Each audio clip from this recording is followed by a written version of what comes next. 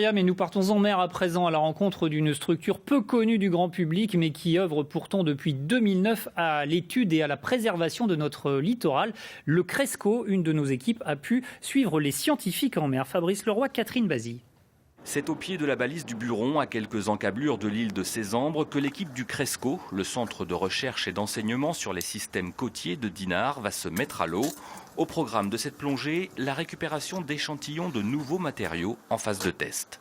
Là, on va aller relever des casiers dans lesquels il y a des échantillons de béton qui sont immergés depuis 3 mois déjà maintenant, qui vont permettre de tester en fait la dureté et en fait la meilleure composition pour durer dans le temps, pour ensuite fabriquer des récifs à la base de ce béton-là. Cette opération s'inscrit dans le cadre du projet européen Marinef qui doit permettre d'élaborer des infrastructures marines plus respectueuses des écosystèmes.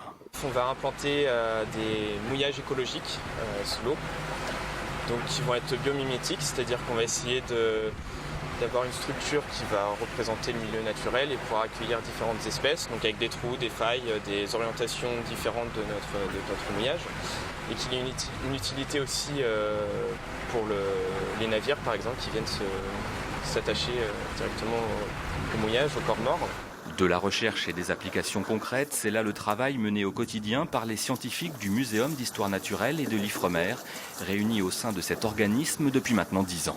Nous, ce qui nous intéresse, c'est de voir ces relations entre les activités humaines et l'écologie des écosystèmes côtiers. Donc il faut faire des études scientifiques pour répondre à des grands enjeux de société. Les besoins d'approvisionnement en eau, en énergie, faire face à la démographie, puisqu'on estime que d'ici à 30 ans, il y aura 17% de personnes en plus ici sur cette portion de littoral. Une pression démographique qui ne doit pas condamner le littoral et la biodiversité qui y vit encore. Un enjeu majeur de notre société où l'empreinte de l'homme ne cesse d'empiéter sur la nature. Nous parlons football également dans ce journal.